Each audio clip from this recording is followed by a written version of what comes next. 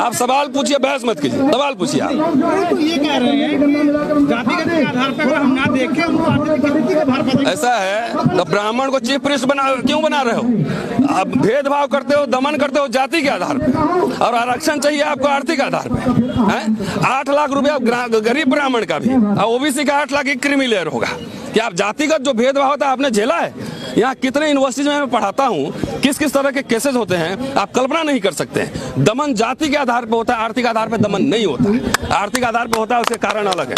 दमन मेरा ज्यादा होता है क्योंकि मैं बोल रहा हूँ, आवाज उठा रहा हूँ। जो दलित चुपचाप सरेंडर किया हुआ है उसका दमन नहीं हो रहा, वो तो बेचारा मान चुका है। ये आवाज दबाने के लिए दमन होता है। इस बात को सोशल एक्सक्लूजन है। जातियां जो है दिमाग में है, ये जाति जाति नहीं, जितना पढ़े लिखे लोग हैं। जाति जो है गरीब ब्राह्मण ने नहीं बनाई है, जाति पढ़े लिखे ब्राह्मणों ने बनाई है। इसलिए जहां पढ़े लिखे लोग ज्यादा होंगे, जहां ज्यादा संसाधन होगा, जातिवाद वहीं सबसे नंगा नाच लगता है। चलिए जुडिशरी में बताते हैं। मैं अभी सुप्रीम कोर्ट में लड़ा हूं मुकदमा, जजमेंट पढ़ेंगे आप? मैं दिल्ली विश्वविद्यालय में पढ़ाता हूं। चलिए वाइस चांसलर कैसे जातिवाद करता है, कैसे प्रिंसिपल करता है, मैं दिखाता हूं आपको। तो इसलिए इसके बारीकी को समझने की जरूरत है। ये जाति के आधार पर नफरत है। किसी महिला को कोई छेड़ता है तो क्या कहता है कि बहन जी पहले मैं आपको छेड़ूंगा, सर्टिफिकेट एफिडेविट देता है। तो जातीय दमन जो है एफिडेविट देकर नहीं होता है, तो दिमाग में रहता है, पता है कि रतनलाल दलित है, इसके साथ कैसे भेदभाव करना है। 10 किताब लिख के मेरी मेरिट नहीं है, अब 52 जो है कुंजी लिख के उसकी मेरिट हो जाती है। सुप्रीम कोर्ट ने यही कहा है कि इसमें इंटरफेयर नहीं करेंगे। कुंजी लिख के भी पास कर गया तो मेरिट है, अब मेरी 10 किताबें का कोई मेरिट नहीं, रिसर्च बुक का। ऐसे चलता है सिस्टम। दमन सबका नहीं होता, जो आवाज उठाने वाले लोग होते हैं उसका दमन होता है, ये समझना है। इसलिए रिप्रेजेंटेशन इसका सवाल है। इसलिए हम लोग से डरता है सरकारें कि हम लोग आवाज उठा रहे हैं। पॉलिटिकल क्लास नहीं उठाएगा, हम उठाएंगे आवाज। क्या आपको लगता है कि सरकार इतने मजबूत इरादे से बैठी है, आपकी बात मानेगी? अरे मानेगी कैसे नहीं? 2 अप्रैल को और 5 मार्च को गई ना बैकफुट पर, मानेगी कैसे नहीं? सरकार ने सुप्रीम कोर्ट के ऑर्डर को अध्यादेश लाया कि नहीं लाया?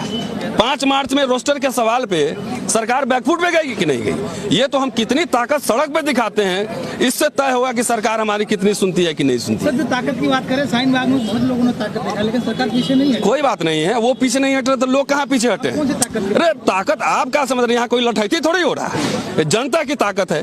देश एक मिनट, पूरे देश शाहीन बाग बन चुका है। आपको आंकड़ा पता है कितने जगह हो रहा है? नहीं, शाहीन बाग बना, ठीक है बनेगा, 4 साल इंतजार करो। ये लड़ाई कई साल चल गई, एक दिन में ऐसा फैसला नहीं होता। लगातार जो फैसले आ रहे हैं सुप्रीम कोर्ट के, इनके बाद सुप्रीम कोर्ट को कोई वोट थोड़ा ही मांगना है। जजेस कैसे बनते हैं हम लोग जानते नहीं है क्या? किस तरह से जजेस बनाए जाते हैं? उनको तो ऑर्डर पास करना है।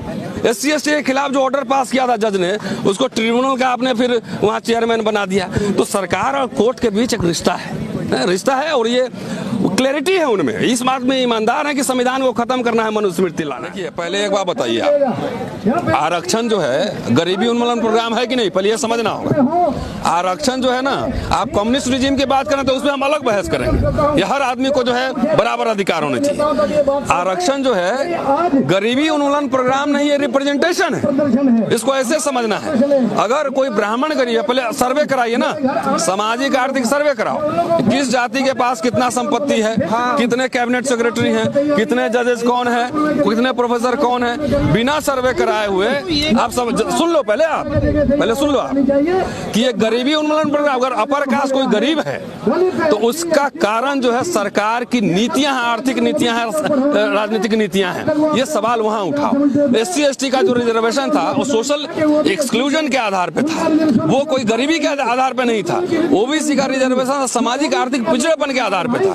और आपने 10% जो आरक्षण लाया वो विशुद्ध जातीय आरक्षण लाया। आपने कोई आंकड़ा पेश किया किस देश में किसके पास क्या है? कोई संसाधन नहीं। गरीबी के लिए 100 प्रोग्राम चल रहे हैं, अन्नोदय योजना चल रहा है, ये योजना चल रहे हैं। समझिए वो ये कह रहे हैं कि जाति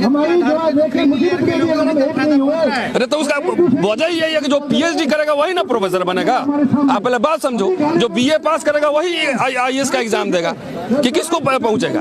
आपने सरकारी स्कूल कॉलेज बंद कर दिए, विश्वविद्यालय बर्बाद कर दिए। कह रहे हैं कि हाथ में किताब पकड़ा दिया, अंदर से सारे पन्ने फाड़ लिए। आपने सेम एजुकेशन सिस्टम बनाया है आपने तो अमीरों के लिए बना लिए दून स्कूल।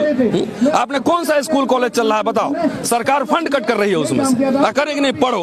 अरे जो पढ़ेगा वो, ये आरक्षण रिप्रेजेंटेशन है, ये गरीबी उन्मूलन प्रोग्राम नहीं। गरीबी उन्मूलन प्रोग्राम के और तरीके हो सकते हैं। आपको प्रोफेसर बनाना है यूनिवर्सिटी में, तो स्कूल के टीचर को प्रोफेसर बनाओगे कि जो पीएचडी किया है 15 साल पढ़ा है उसी को ना प्रोफेसर बनाओगे? कितने प्रोफेसर बनाए आप? ये सवाल है। ये हवा में ये भक्त लोग फैलाते हैं कि गरीब तक नहीं पहुंचा। अरे गरीब के पढ़ने के लिए, उसे खाने के लिए आपने कोई इंतजाम किया क्या? आपने डेमोक्रेटाइज किया? तो सब राज सत्ता पे बात हो रही है। वो दिक्कत इसलिए कोस रहे हैं ना कि सरकार की नीति गलत है। सब सरकार, मैं ये नहीं कर रहा हूँ, बीजेपी गवर्नमेंट ये आरक्षण को खत्म करना चाह रही है, ये वोटबंदी करना चाह रही है, दलित पिछड़ों आदिवासियों के जो राइट्स हैं उसको खत्म करना चाहती है। इसलिए कुछ बातें खुद करती है और जो सीधा नहीं कह सकते हैं वो जो है कोर्ट के माध्यम से करवाती है। कि आप देख लो, चाहे वो SC/ST एक्ट का मसला हो, चाहे रोस्टर का मसला हो, अभी CA NRC भी आया है। आप बताओ 10% आरक्षण किस कैटेगरी में है? फिर कोर्ट को ये कहना चाहिए था ना। तो अनकॉन्स्टिट्यूशनल रिजर्वेशन 10% पास हो गया पार्लियामेंट से, उस पर आज तक कोर्ट बैठी हुई है। और SC/ST के बारे में जब उसे खिलाफ निर्णय देना होता है तो रातों रात कोर्ट का निर्णय आ जाता है। भाई मैं तो सुप्रीम कोर्ट तक मुकदमा लड़ा हूं, मैं तो जानता हूं कि कोर्ट काम कैसे करती है। वो जो है अपने show me your face I will show you the rules, आप चेहरा दिखाओ और चेहरे उसके हिसाब से आपको न्याय मिलेगा। तो ये भी बताना चाहिए कि जज का बेटा जज बनेगा, ये कौन से कॉन्स्टिट्यूशन में लिखा हुआ है? तो ये बात हमको